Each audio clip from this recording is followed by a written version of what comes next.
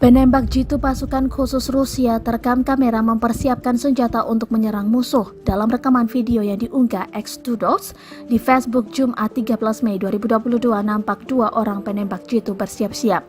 Mereka menggunakan seragam prajurit dengan lambang Z pada sisi kiri. Setelah mempersiapkan senjata, mereka bergegas ke sebuah ruangan dari gedung yang nampak tak terpakai. Gedung itu sebagiannya telah hancur dan retak. Disebutkan pada keterangan para prajurit Ukraina dan Brigade ke-22 tersebut berada di jalur kontak.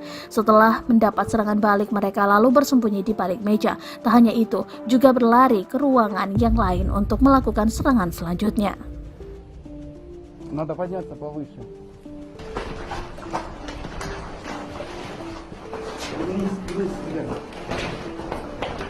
Здесь мы должны настроить. Окошко видишь? Рядом. Пробей дальность.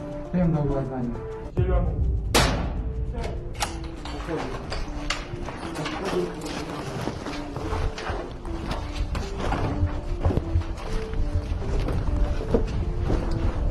Приоритеты, конечно, наши товарищи с той стороны, если их можно так назвать.